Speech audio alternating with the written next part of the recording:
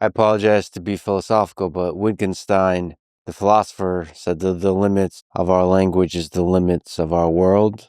So to which degree did the languages that were encoded in cuneiform define human civilization, would you say?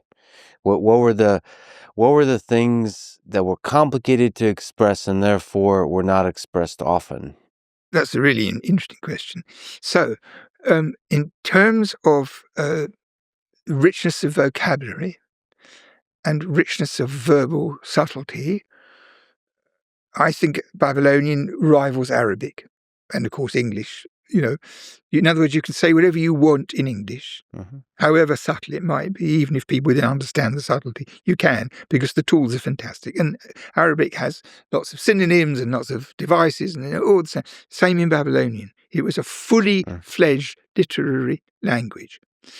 The question about whether the language put a stop to further things, which is basically what you're asking, is immensely complicated.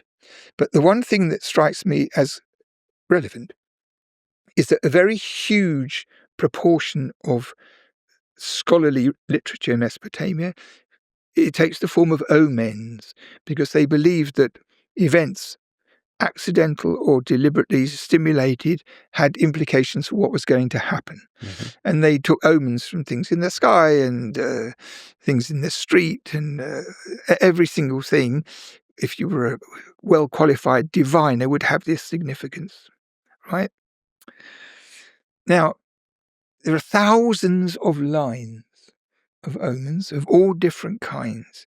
And in Akkadian, it says, for example, if a lizard runs across the breakfast table, the queen will die.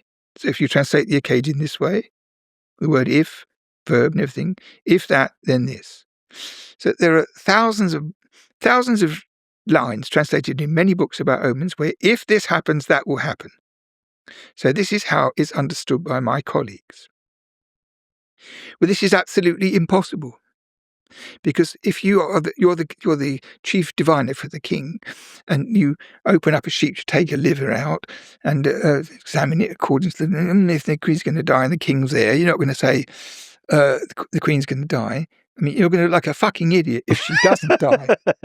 And if she does die, you're going to be responsible. So all you can ever do and ever have been able to do is to say there's a sign here that says that the queen could die, meaning could die, not will die, and therefore the requisite ritual or magic must immediately swing into action to defer the danger. So the point is that A equals B is never true.